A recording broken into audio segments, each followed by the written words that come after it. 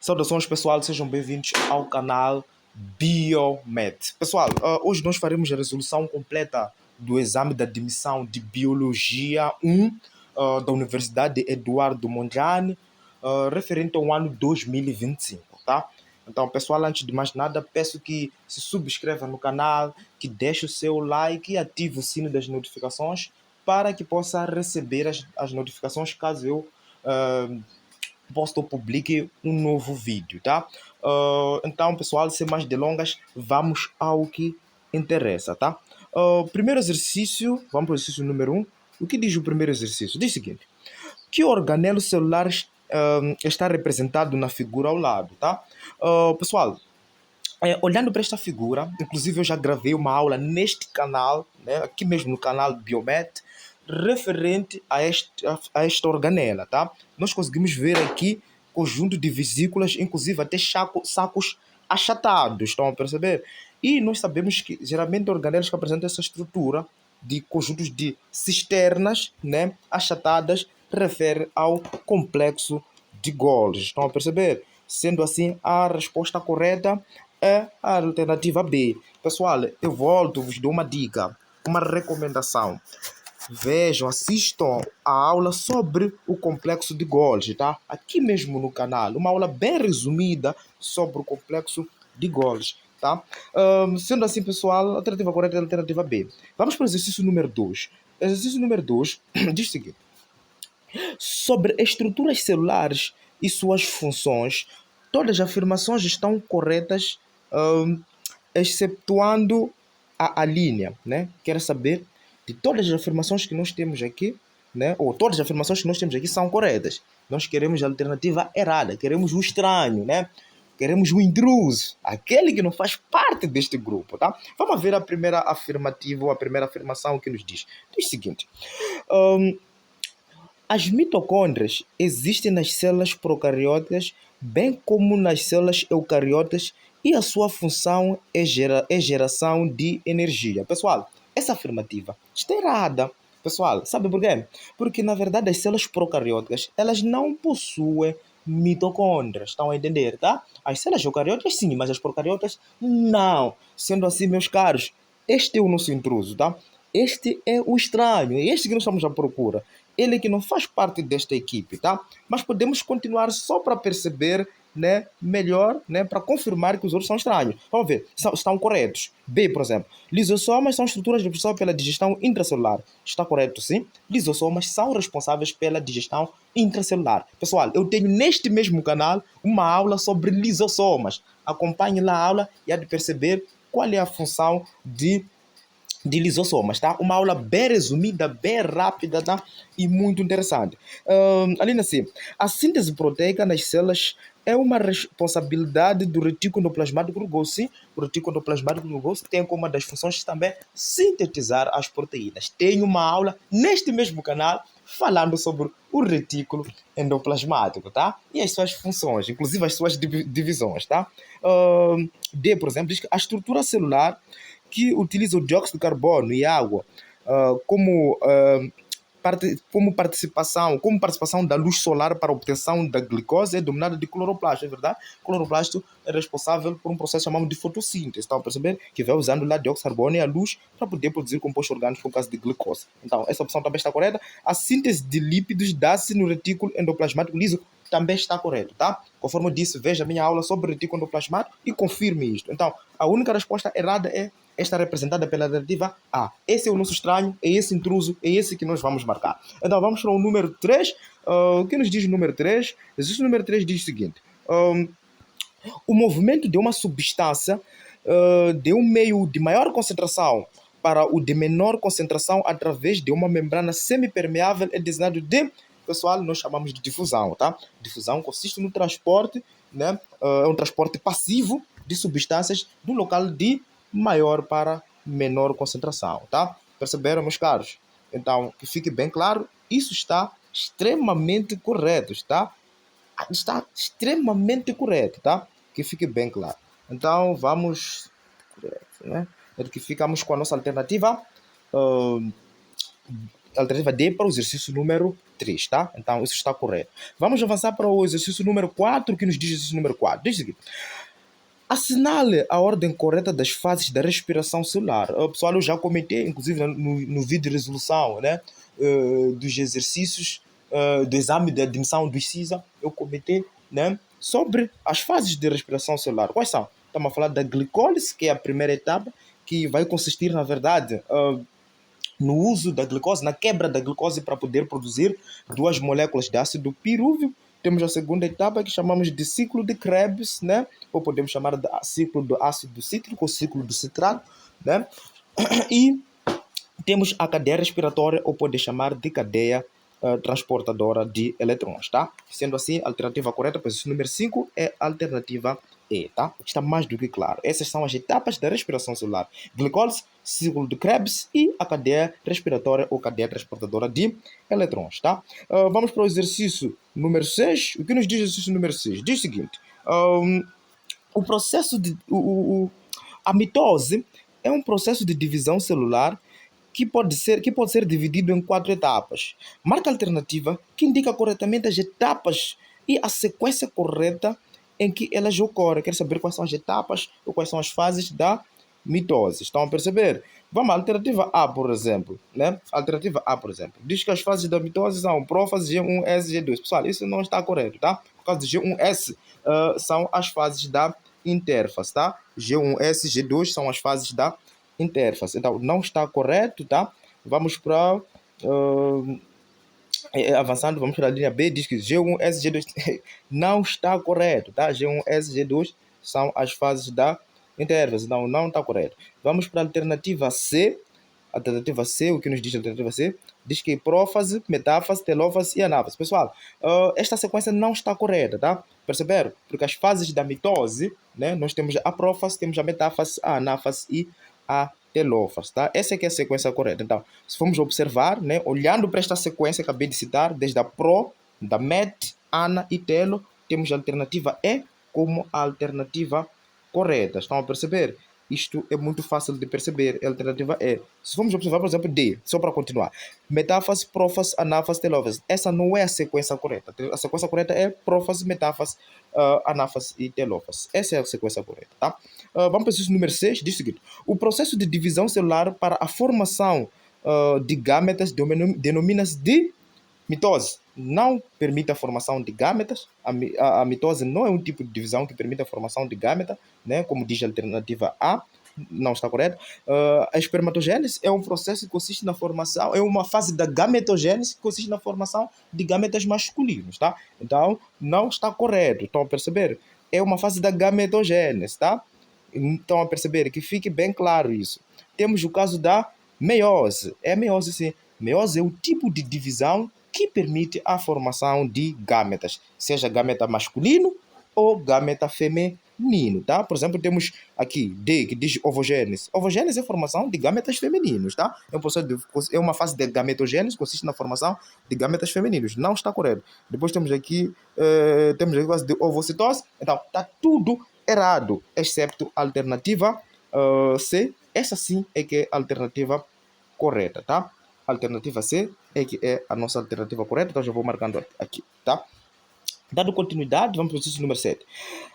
As enzimas ou catalisadores biológicos são responsáveis, são proteínas, com uma funcionalidade bastante específica que compõem um modelo denominado de, é conhecido como modelo de chave fechadura, tá? O modelo que representa a atividade das enzimas é também conhecido como modelo chave fechadura, tá? Este modelo, na verdade, ele sustenta que para cada enzima existe um substrato específico, ou seja, existe um substrato específico para cada enzima. Em outras palavras, existe uma chave específica para cada cadeado, né? Não é qualquer chave, você mete em qualquer cadeado e abre. Não é qualquer enzima, né, não é que uma enzima não atua em qualquer substrato.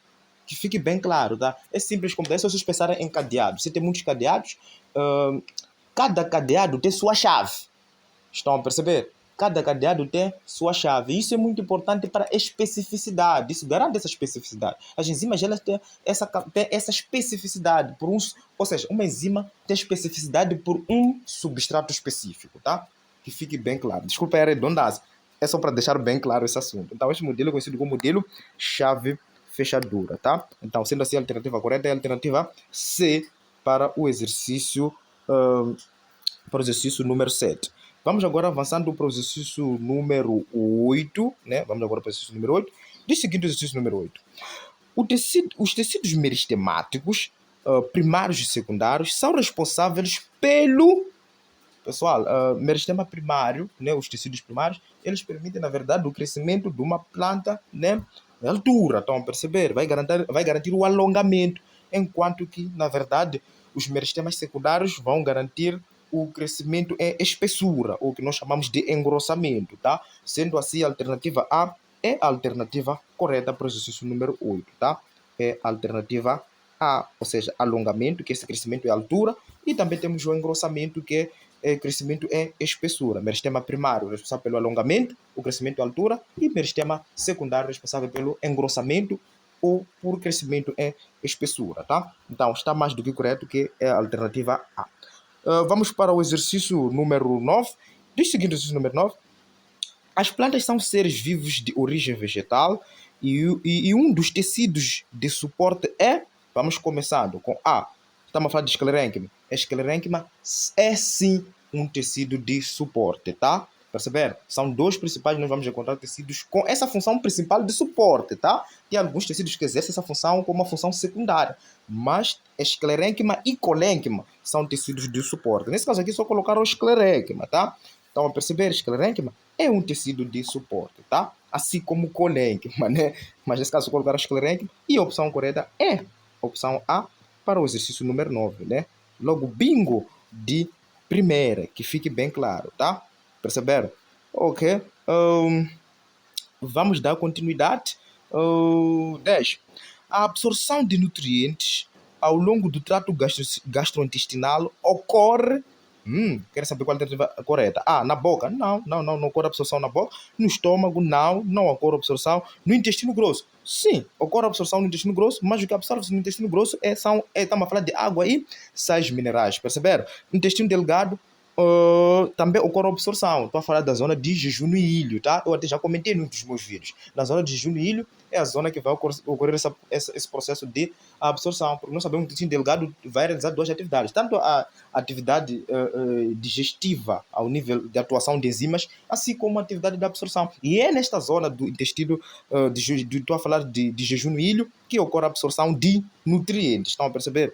E nós estamos a falar de água e sais minerais, mas estamos a falar de nutrientes, tá? Estou a falar de alguns aminoácidos, alguns açúcares, por aí adiante. Então, a opção correta é a opção D para o exercício número 10, tá? Está mais do que claro, é esta zona que vão absorver o que? Nutrientes, tá? Enquanto o intestino grosso vai absorver água e sais minerais. Dando continuidade agora, indo para o exercício número 11, tá? Exercício número 11 diz o seguinte: o pequeno almoço, né, de um candidato de curso de licenciatura em medicina, né, foi composto por mandioca, manteiga e coxa de frango. Ok, tá certo, até que está muito fácil. Ok, a digestão, né, quero saber como é que ocorreu esse processo e quais são as zonas que ocorreu, né? Vamos ver qual é a alternativa correta. Vamos para diz o seguinte: a digestão da coxa inicia-se na boca. Não é verdade. Na boca não há digestão, não vai ocorrer a digestão da coxa. Por quê? Por quê, professor? É muito simples, tá? Porque na boca nós teremos a digestão, né, química do quê? De carboidratos. Perceberam? Enquanto que na coxa nós vamos encontrar proteínas. Nós sabemos que a coxa, né, não sei se de um frango, né? Não sei de um frango, né? Não sei se especificaram até ser a coxa do frango, obviamente. Na coxa do frango, né, nós vamos encontrar, ela é rica em proteínas, estão a perceber? E nós sabemos que a digestão de proteínas não vai ocorrer ao nível da boca, porque é na boca que atua a amilase salivar. Então, não é possível que essa coxa seja digerida na boca. Estão a perceber? Porque a enzima que está lá, nós chamamos de amilase salivar e degrada carboidratos. Até o nome já vi, amilase, degrada amido. Estão a perceber que é um polissacarídeo. Então, essa opção estaria errada, ou seja, essa afirmação logo de primeira é absurda, não está correta. Avançamos para as outras alternativas, eu vou organizando aqui, ampliando bem mais para que fique bem visível, né? Bem visível, ok. Então, vamos para B. B diz o seguinte: da boca, frango inicia. Aliás, da coxa de frango inicia na boca. Não, pessoal, na boca não há digestão da coxa de frango. Não ocorre na boca, pessoal. Né? Então, não é possível porque a coxa de frango é rica em proteína, enquanto na boca degrada-se carboidratos. Então, não está correto. C. Da mandioca inicia na boca, está correto. Da mandioca vai iniciar na boca, né? Porque nós sabemos que a mandioca ela é rica em amido. Então, perceber? Tem lá um parênquima amilífero, que é um tipo de parênquima de reserva, né? Num dos meus vídeos também, resolvendo dos exames, comentei sobre isso, tá?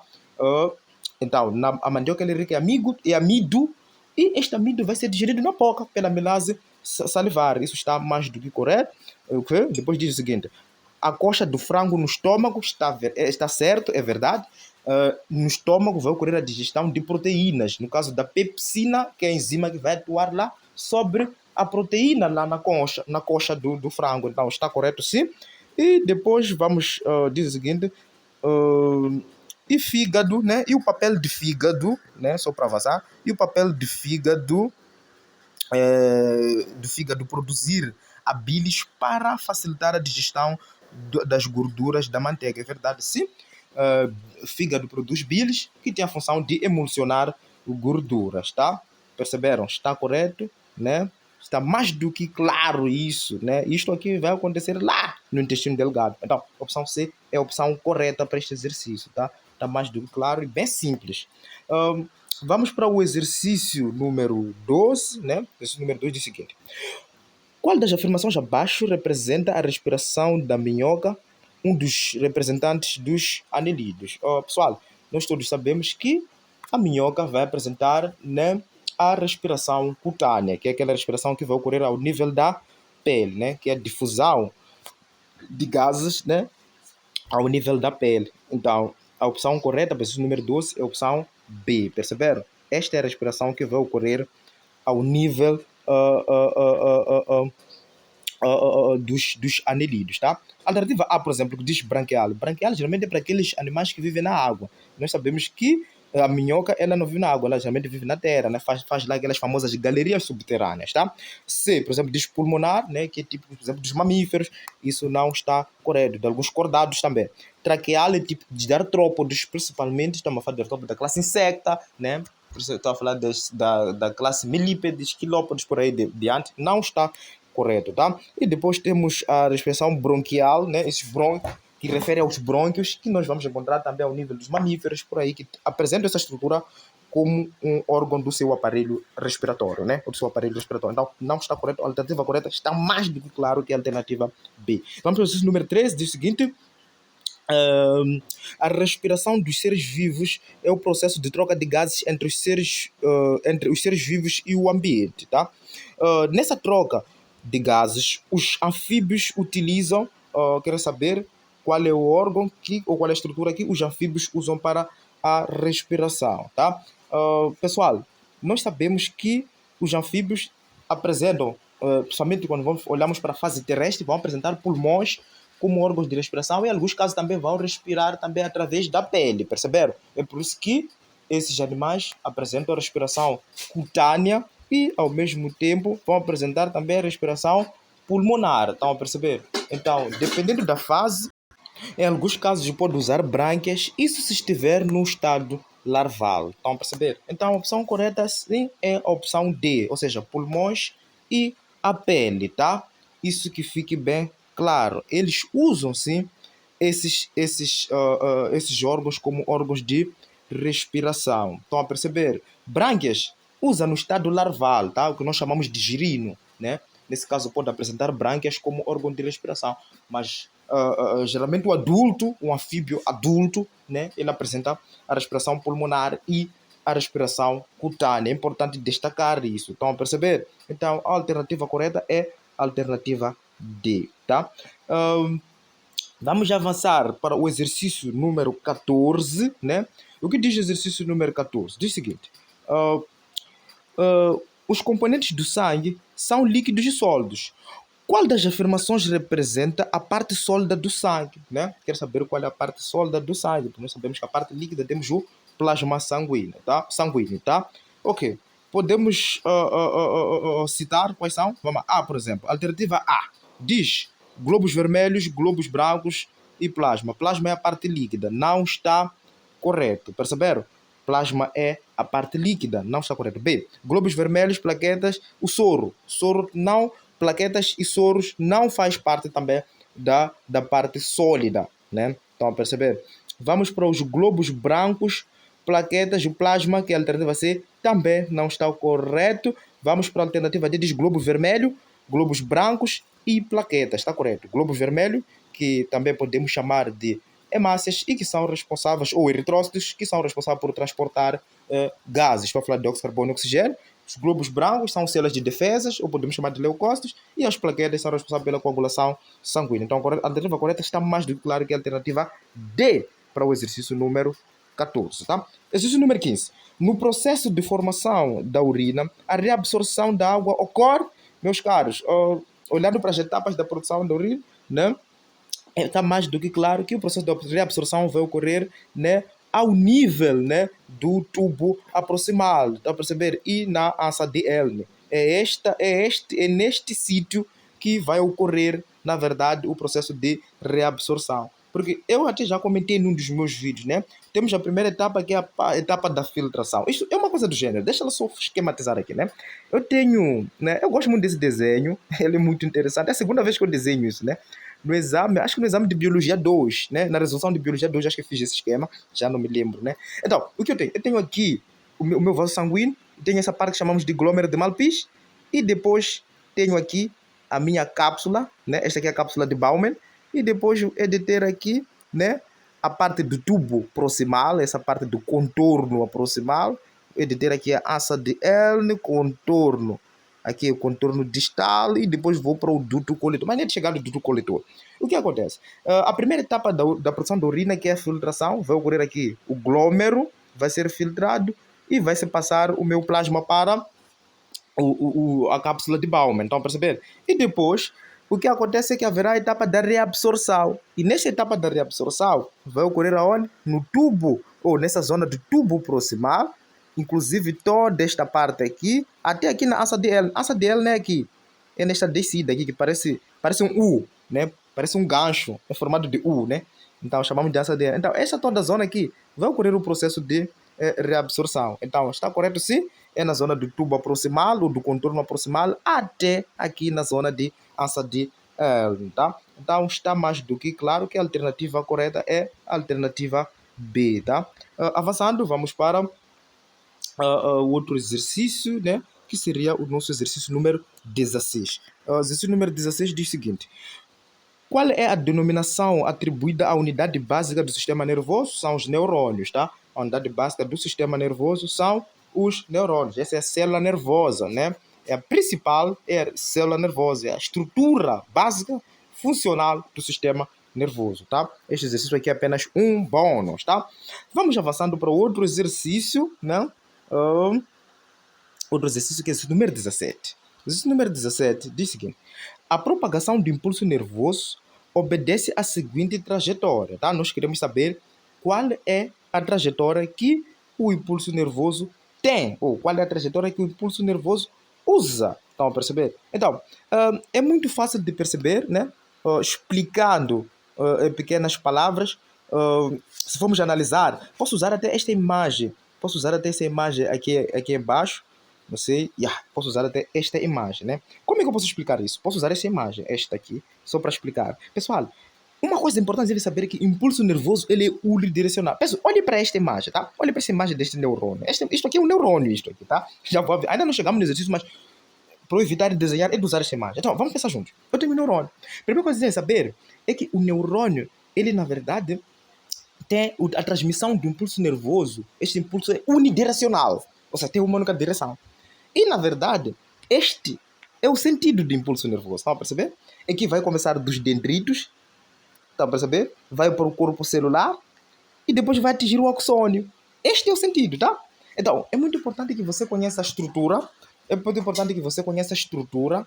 É muito importante que você conheça a estrutura para você entender qual é a sequência, o sentido correto que usa esta célula nervosa. Usa os dendritos, são essas espécies dessas pequenas ramificações, está representado, acho que por número 1, né? Usa o corpo celular, estão a perceber? Vai usar o axônio e depois vai até a terminação nervosa. Este é o sentido. E nunca não faz o contrário.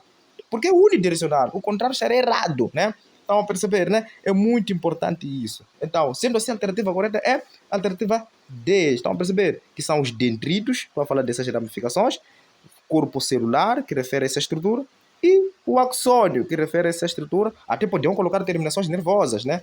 E por aí adiante. Então, a alternativa correta para o número 17 é a alternativa D, tá? Isso aqui é só limpar e vamos avançar com a nossa correção. Vamos para o exercício número... E vai ficar moleza agora. Vamos avançar para o exercício número 18. Diz o seguinte. Diz o seguinte. Assinale a alternativa correta referente à figura acima. Nós sabemos que é um neurônio. Já identificamos isso. Agora, queremos saber o que é o neurônio. Querem saber qual é a alternativa correta relativamente a este neurônio. Dizem que a figura representa a unidade básica do sistema nervoso. É verdade? Denominado alvéolo. Não. Alvéolo não é unidade básica do sistema nervoso, né? Alvéolo nós encontramos lá no aparelho respiratório, que é o local onde ocorre a hematose pulmonar, tá? B, diz que a figura representa a unidade básica do sistema nervoso e denomina nefrônio. Não, nefrônio, estamos falando da unidade tubular do sistema urinário, encontramos lá no rim, estão a perceber? Dentro do rim nós encontramos o néfron, né? Então não está correto. Tá? Vamos para a alternativa C, para o exercício número 18, que diz o seguinte. A figura representa a unidade básica do sistema nervoso, está correto, e é denominado neurônio, tá? Isso está mais do que claro. Este é o neurônio e é a unidade básica e funcional do sistema nervoso. Vamos para o exercício número 19, né? Vamos para o número 19. O que diz o exercício número 19 de uma maneira bem rápida? Diz que a legenda correta da figura acima é... Vamos lá ver. Né? Temos que olhar para a figura, né? Nós sabemos que só para olhar... Opa, alguém já havia marcado aqui, pá. Acho que era o dono do exame. Conseguimos ver que estes são os nossos dendritos. 2 representa o corpo celular, né? O 4 não está bem, é terminação nervosa, acho que é isto aqui, né? 3, eu não estou vendo bem 3. 3 é aqui, né? Este aqui seria 3, né? Sim, seria 3. Que representa a bainha de mielina, né? Pena aqui nem tem aqui as células de Schwann, né? Aliás, não está bem visível, mas ainda faltava isso, mas ok, não faz parte. E não faz parte da legenda, né? Mas poderíamos também encontrar indicando também as células de Schwann. Temos aqui, este seria o meu axônio, né? Seria o número 6, né? Os números não são lá bem visíveis. Então, temos 1, né? Que representa dendrito, 2, corpo celular, 3, que seria a bainha de mielina, 4, que seria a terminação nervosa, né, ou arborização terminal, e depois 6 teríamos o número axônio. Vamos ver qual é a sequência correta, né? Vamos começar com o número 1. Diz o seguinte: 1, dendrito está correto. 2, núcleo. Não, núcleo não. Ok. Bainha de mielina, arborização terminal. 5, axônio. Não está correto, né? 5 não é axônio. Então, está errado. B, 1, dendrito. 2, corpo celular. 3, bainha de mielina. Está correto. 4, arborização terminal, né? E 5, axônio. Onde está o número 5? Já aqui, deixa eu apagar aqui só para não fazer confusão. 5, onde está o número 5? Número 5, onde está o número 5? Está aqui o número 5. Está correto. 5, axônio. Ok. Temos 1, dendrito. 2, corpo celular. 3, que é a bainha de mielina, assim como está. E 4, ok. Agora os números estão bem claros, né? Estão a perceber? Então, a primeira alternativa A não está correta, tá? Não está correta. 2 não representa o núcleo, tá? Então, representar o corpo celular. Então, já dá para anular, né? Eu estava a dizer que 5, na primeira alternativa, disse 5 não é axônio. Não, 5 é axônios. A figura não estava lá bem visível. 5 é axônio, mas não está correto porque 2 não é corpo celular. 2 não representa o núcleo, tá? Alternativa B diz o seguinte: dendrito 1 está correto, corpo celular 2 está correto, 3, bainha de mielina está correto, 4, arborização terminal está correto, 5, axônio está correto. Esta alternativa está correta, tá? Está mais do que claro, né? Os números não estavam bem visíveis, agora está tudo bem claro. Ok, está correto. Vamos para o exercício número 20. Vamos para o exercício número 20. O que diz o exercício número 20? As secreções das glândulas endócrinas são lançadas diretamente na corrente sanguínea, está correto? Marca a alternativa em que são indicadas apenas glândulas do sistema endócrino. Eu quero a alternativa que indica apenas glândulas do sistema endócrino. Vamos começar. Primeira alternativa. Tiroide, está certo? Hipófise também é uma glândula endócrina. Pâncreas, não. Pâncreas não. Pâncreas sim é uma glândula endócrina, é uma glândula mista, né? Produz insulina e glucagon, está correto? Ovário não é uma glândula endócrina. Aliás, sim. Eles querem a alternativa errada, né? Está fazendo aqui. Quer a alternativa aqui correta, que só indica as glândulas endócrinas, né? Estou a contrariar alguns conceitos aqui, né? Tiroide, tiroide, hipófise, pâncreas, ovários e testículos, está correto, tá? Tiroide é uma glândula endócrina, hipófise é também a famosa glândula mestra, pâncreas é uma glândula assim, endócrina, vai produzir insulina e glucagon, ovário vai produzir estrogênio e progesterona, testículo vai produzir testosterona, está correto, sim? A alternativa A é a alternativa correta, tá? B, só para confirmar, B, tiroide é endócrina, sim. Hipófise é. Sebácea não, é uma glândula exócrina, produz o que? Sebo, tá? Encontramos na pele, não está correto? C, tiroide. B, salivar. Salivar produz saliva, é uma glândula exócrina, não está correto. Glândulas salivares não é uma glândula endócrina. Tiroide, hipófise, sudoríparas, não. Glândulas sudoríparas produzem suor, tá? Encontramos também na pele. É uma glândula exócrina e não endócrina. Tiroide, hipófise, sebáceas, conforme disse anteriormente, sebáceas produzem sebo e é uma glândula exócrina e não endócrina. Então a alternativa A é a alternativa correta, tá? Vamos para o número 21, bem rapidinho, de uma maneira bem rápida, bem flexível, só para ganharmos tempo. Que hormonas são libertadas e armazenadas na neurohipófise, tá? Pessoal, nós sabemos que a hipófise ela é dividida em adenohipófise e neurohipófise, tá? Estamos falando da hipófise anterior e posterior e as hormonas são produzidas na neurohipófise, tá? Ou seja, as hormonas são produzidas, né, na neurohipófise, né? Com a atuação lá do hipotálamo, estamos a falar de ADH e ocitocina, perceberam? ADH, ou pode chamar de hormona antidiurético, tá? A alternativa correta é a alternativa D para este exercício, tá? Vamos avançar para o outro exercício, que é o exercício número 22, né? Diz o seguinte, o exercício número 22, diz o seguinte: os ovários são órgãos do aparelho reprodutor feminino responsáveis pela produção de células reprodutivas femininas. E hormônios como? Querem saber quais são os hormônios que são produzidos no ovário, tá? Olha, os hormônios são produzidos no ovário, conforme disse anteriormente, quando eu estava a citar lá as glândulas endócrinas, estamos a falar de estrogênio e progesterona, perceberam? Então, nesse caso é a alternativa C, tá? O ovário produz estrogênio e progesterona, tá? A, insulina. Insulina e glucagon produzem nos pâncreas. B, glucagon e testosterona. Glucagon é pâncreas, testosterona é no testículo. Não está correto. Está mais do que claro que a alternativa C, estrogênio e progesterona. Perceberam? Por exemplo, vamos para D, diz ocitocina e calcitocina. Olha, a ocitocina se produz na neurohipófise, tá? E o caso da calcitocina é produzido na tiroide, tá? Não está certo, que tem a função de regular os níveis de cálcio, tá? Então, pessoal, não está correto, tá? Está mais do que claro que a alternativa, por exemplo, aqui temos caso de antidestético estrogênio, não está correto, tá? Está mais do que claro se formos olhar para os hormônios produzidos no aparelho reprodutor feminino, que é estrogênio e progesterona. Avançando para outro exercício, de uma maneira bem rapidinha, vamos próxima página. Ok, vamos para o exercício número 23. O que diz o exercício número 23? Diz o seguinte: assinale a estrutura abaixo com função de realizada por cada uma, né? Quer saber das estruturas que nós temos abaixo, qual é a função que cada uma realiza, tá?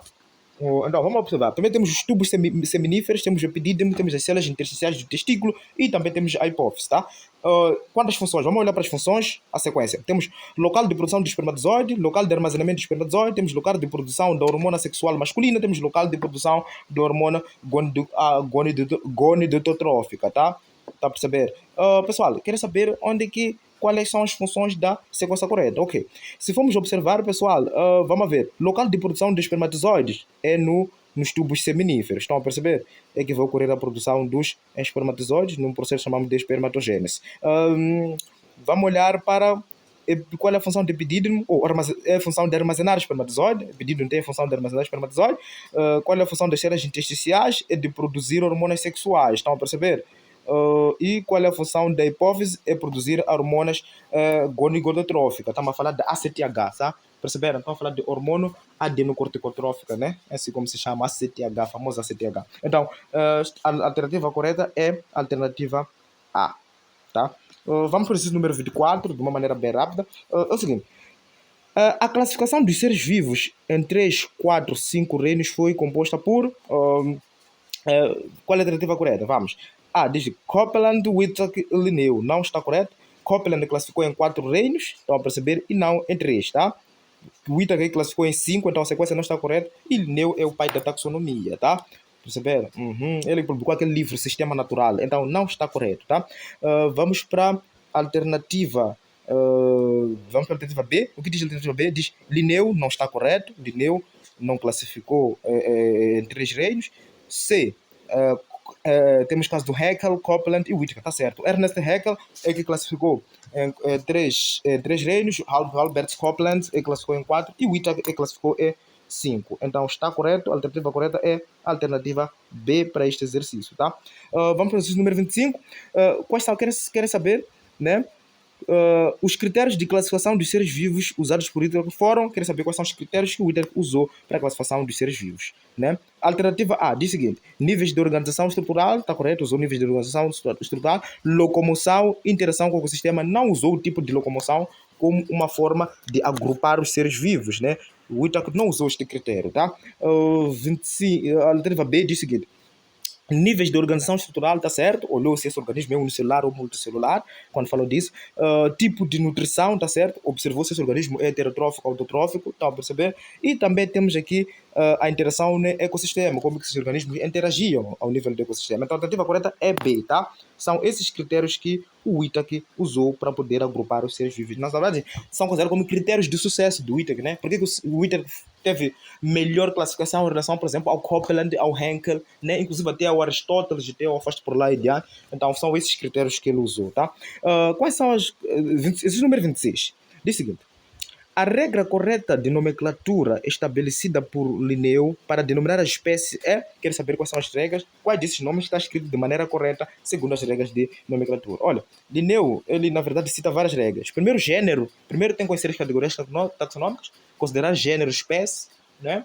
E saber o gênero deve ter inicial maiúscula, a espécie inicial minúscula, isso deve estar em itálico e por aí adiante. Então, vamos observar qual é que obedece às regras. Vamos observar de todas essas que obedecem essas regras aqui é a alternativa C. Por exemplo, A, por quê? Não está em itálico. E primeiro, reparem que a espécie está escrita em letra maiúscula. Porque primeiro temos gênero, que refere à primeira palavra, e a segunda é a espécie. A espécie tem que ter inicial minúscula. E aqui estamos a ver que tem inicial maiúscula, então está errado, tá? B, Homo sapiens. Meus caros, a palavra homo não está em itálico, até isto aqui está em Times New Roman. Isto aqui não está em itálico, então não está correto. 2. Então, repare que o gênero, que é a segunda palavra, também está tem inicial maiúscula. Isso também descarta essa opção. Então, a alternativa C é correta porque, primeiro, está em itálico, tá bom? E primeiro dá para ver que o gênero, que é canis, tem inicial maiúscula, e familiares tem inicial minúscula, né? Está a perceber? Então, isso está mais do que correto, tá? Por exemplo, repara aqui, esta de musca doméstica. Repara que esta aqui tem inicial maiúscula e minúscula, está correto, mas o problema é que não está em itálico. Não está em itálico, só que está em Times New Roman. Então, não está correto, tá? Então, sendo assim, nós descartamos. Por exemplo, aqui temos o caso do Staphylococcus aureus. Também obedeceu, por exemplo, gênero tem inicial maiúscula, espécie inicial minúscula, mas o problema é que também não está em itálico, tá? Sendo assim, a alternativa correta para o exercício número 26 é a alternativa C, tá? Obedece todas as regras de Carlos von Linneu. Vamos avançar. Constitua os membros do reino Monera os seguintes. Querem saber quais são os constituintes do reino Monera? Alternativa A diz o seguinte: protozoários, bactérias. Protozoários não pertencem ao reino Monera, perceberam? Protozoários pertencem ao reino protista. B diz o seguinte: vírus e fungos pertencem ao reino fungos e vírus não tem reino, né? Nem tem célula. Então, até inclusive acaba violando muitos critérios. Então, vírus Portanto, fungos não pertencem ao reino Monera. C, fungos, já dá para descartar, fungos não pertencem ao reino Monera. D, bactérias e cianobactérias, está correto. As bactérias, né, pertencem ao reino Monera, ao filo Cisofida, e as cianobactérias, que também podem chamar de algas azuis, que pertencem ao filo Cyanophyta, pertencem sim ao reino Monera, tá? Está mais do que claro, a alternativa correta é a alternativa D para o exercício número 27, tá? Dando continuidade, né? 28. 28 diz o seguinte: a morfologia bacteriana esférica, né, bastão, vírgula, espiral, corresponde respectivamente às seguintes denominações, tá? Alternativa A, coco. Coco quando apresenta formato esférico, bacilo quando tem formato de bastão, vibrião quando tem formato de vírgula e, no caso de espirilo, quando tem formato de uma espiral. Então a opção correta para o exercício número 28 é opção A. Perceberam? Isso está mais do que correto. Vamos para o exercício número 29. Número 29, diz o seguinte: são doenças causadas por vírus, né? Quer saber quais são as doenças causadas por vírus? A, tuberculose. Não, tuberculose não é causada por vírus. Então, perceberam? Então, está errado. Já dá para descartar aí mesmo, tá? Perceberam? Vamos para B. Gonorreia. Gonorreia não é uma doença causada por vírus. Tétano, nem falo. Então, paro por aí. Que é isso? Vamos para a alternativa C. Raiva, sarampo, Covid-19 e a polio, né? Então, nesse caso, estou a falar da poliomielite. Então, está correto sim. Raiva é causada por vírus, sarampo, Covid-19 e também a polio, tá? Então, está mais do que correto que a alternativa, está mais do que claro que a alternativa correta é a alternativa C.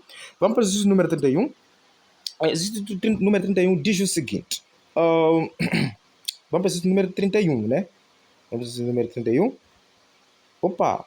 Não, vamos para estamos no exercício número 29, né? Estava a saltar aqui. C, quero marcar aqui, né? Número 29, C. Agora vamos para o exercício número... Vamos para o exercício número 30. Vamos para 30, sim. São doenças de origem bacteriana, né? Queria saber quais são as doenças de origem bacteriana. Ok, vamos. A, gonorreia, tétano, sífilis e a polio. Pessoal, tanto gonorreia, tétano e sífilis são doenças bacterianas, mas a polio é uma doença viral, então está errado. B, tuberculose, sífilis, a polio, está errado, já descartamos. C, raiva é uma doença viral, já descartamos. B, é causada por vírus. D, tuberculose, difteria, tétano e cólera. Então, essas sim são as doenças causadas por bactérias, tá? Tuberculose, difteria, tétano e cólera, tá? Vamos para o número 31. Existe número 31. Sobre os protozoários, assinala a alternativa correta. A. Os protozoários da água doce possuem vacúolos pulsáteis, né? Ou pode chamar de vacúolos contráteis, responsáveis pela digestão através daquelas mastocitose. Está errado, tá? Na verdade, o vacúolo contrátil, na verdade, permite a eliminação de excesso de água, tá? É muito importante isso. Então, não está errado, de modo a garantir a famosa osmorregulação. Então, não está correto, tá? Está errado. B. As amibas, né? As amibas são protozoários do filo Sarcodina que locomovem-se através de cílios, está errado. As amibas se locomovem através de pseudópodos, tá? Perceberam? As famosas amibas, né? Locomovem-se a partir de pseudópodos, ou podem chamar de pés falsos. Os que se locomovem a partir de cílios são exemplo das paramérsias, né? Que pertencem à classe ciliata. Então, isto aqui está errado, é descartado. C, os protozoários são unicelulares, está correto, eucariotes e heterotróficos, está correto, vivem na água doce ou no solo e de forma livre em associações, está mais do que correto. A alternativa correta é a alternativa C, para o exercício número 31, tá? Está mais do que correto. Vamos lá para o exercício número 32, né? 32 diz o seguinte. A classe dos fungos onde se enquadram os cogumelos são os basideomicetes, né? Os cogumelos, né, que são os fungos comestíveis, pertencem à classe Basideomycete, tá? Porque produzem basideosporos, tá? É uma matéria muito interessante. Avançando para o exercício número 33, diz o seguinte, número 33. Os primeiros seres vivos, incluindo plantas, surgiram no meio aquático, está correto? Assinala as estruturas que mostram as adaptações das plantas no meio terrestre.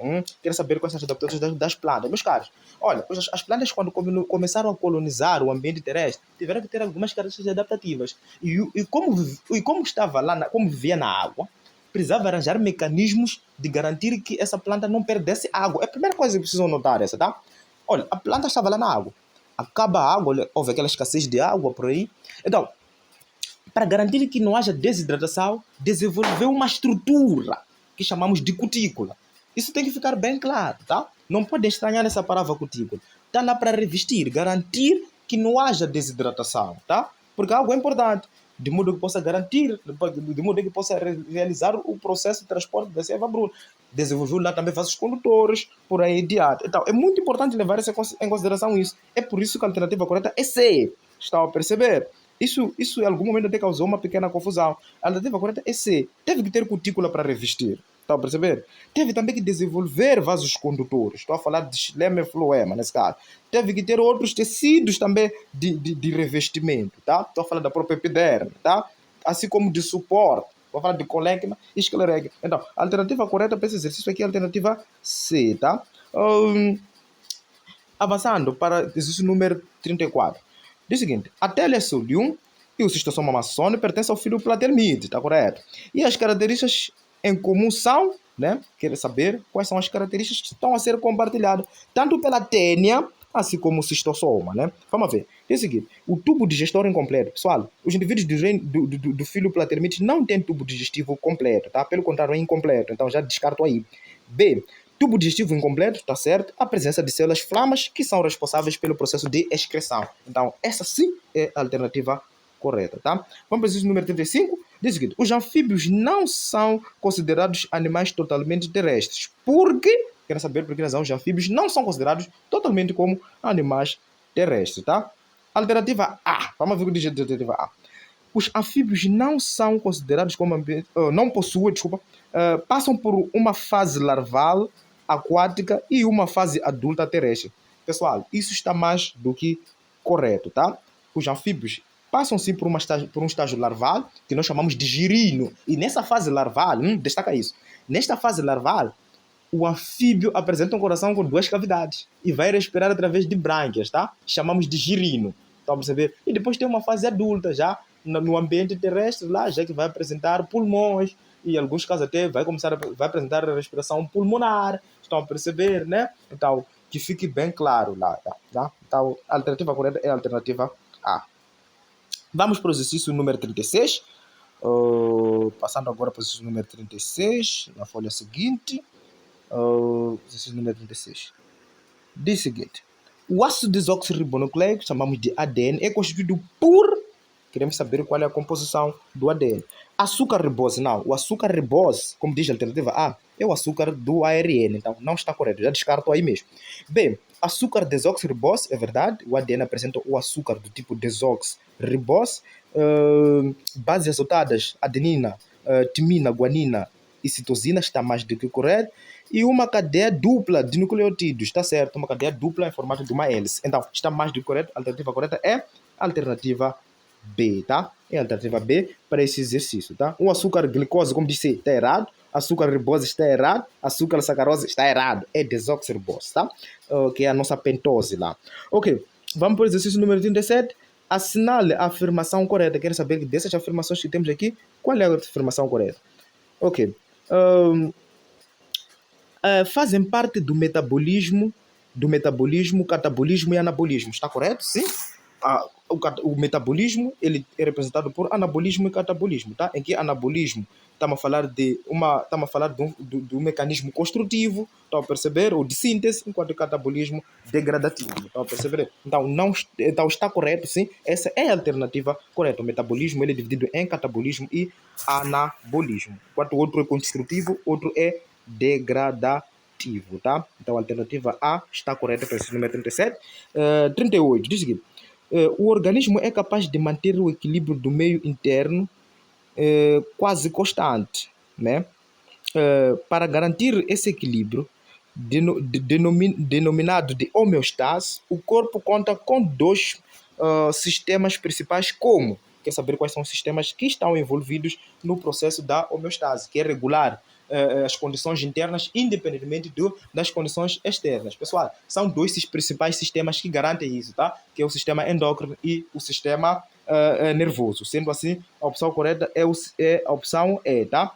O sistema endócrino e o sistema nervoso, eles sim é que garantem, na verdade, que haja esse equilíbrio interno independentemente do meio externo, tá?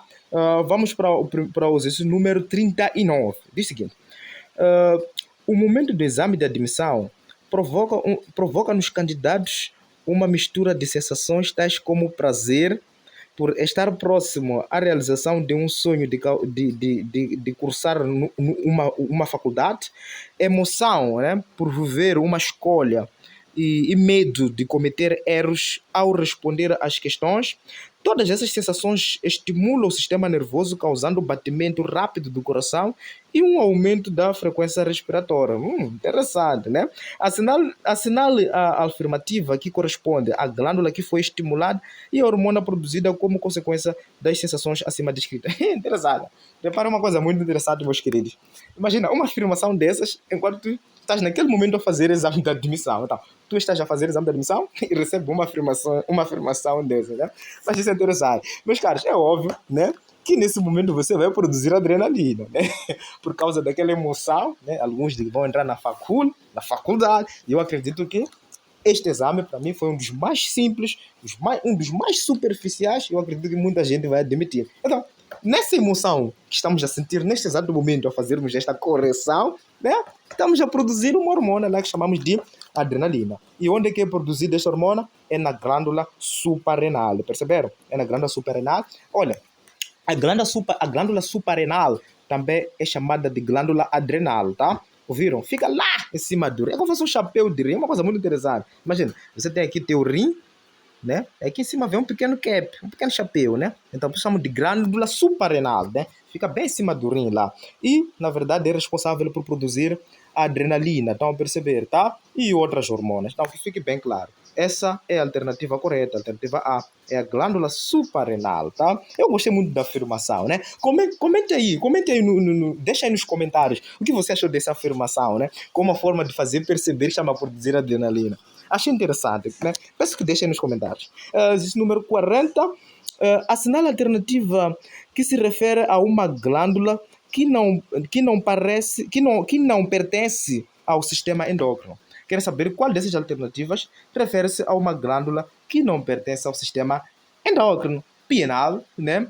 Pineal faz parte do sistema endócrino. Temos caso de hipotálamo, temos caso da hipófise, a tiroide e, claro, o nosso estranho é a glândula salivar. Esta produz saliva e encontramos lá como um dos anexos do sistema digestivo. Então, meus caros, a opção correta é a alternativa E. E terminamos por aqui. Não se esquece, deixe seus comentários e subscreve-se no canal, ative o sino de notificações e fique atento para mais vídeos aqui no canal Biomed. Então, meus caros, tchau!